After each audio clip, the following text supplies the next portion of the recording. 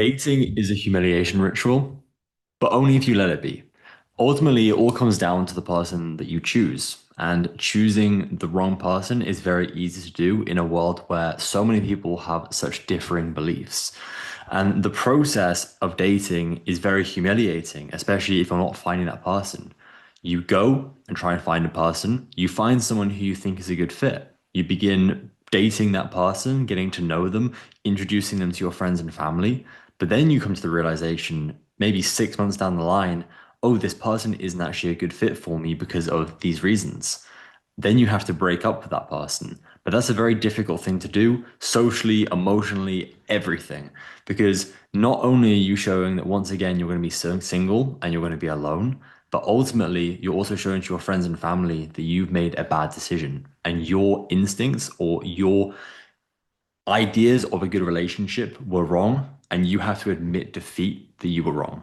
That is why so many people will stay in relationships for so long that aren't good fits because purely they are scared of letting go and they're scared they're going to find someone worse. They're worried they're not going to be able to find someone better than that person and they're going to be unhappy forever. So whatever they have at the moment is good enough and that will do them. That'll set them through. The thing is, though, when it comes to finding a partner, I'm not going to say it's easy because it's not. But when you're going to find a partner, where are you looking to find that person? I strongly believe that dating apps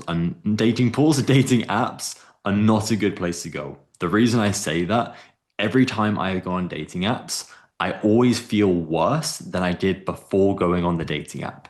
Because the way that it messes with your mind, it makes you hate yourself to an extent where you're comparing yourself constantly. You're second guessing yourself. Why didn't I get a response? What did I do wrong?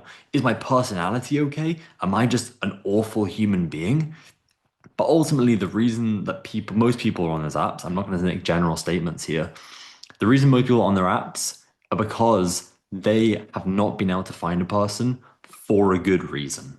I'm not saying that if you're on those apps, then you are a bad person. Not true at all. But most people on those apps are looking for one thing, and it's not a long-term loving relationship, at least from my experience. So, what do you do? Where do you go? Etc. I strongly believe that going to places that you genuinely care about or something that you believe your partner would have good qualities from doing is a great place to start. I met my girlfriend through a community in the same line of work that we were both in.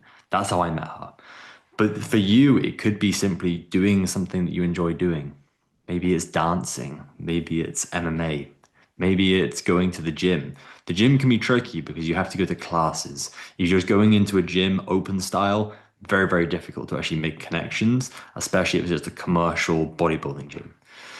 But ultimately, let's say you find a person. In my mind, the goal is to disqualify that person as quickly as possible.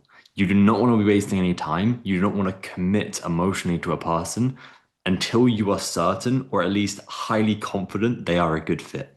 What that means is being a little bit special about it. And when I say being a bit special about it, being a little bit nerdy, a bit logistical about an emotional thing.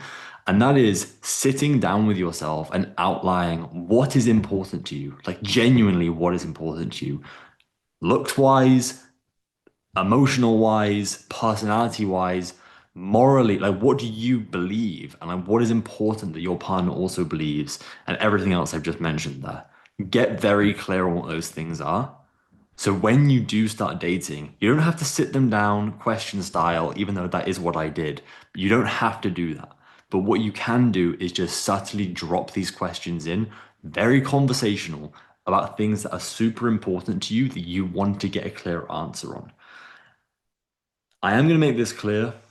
Ultimately, people can lie, right?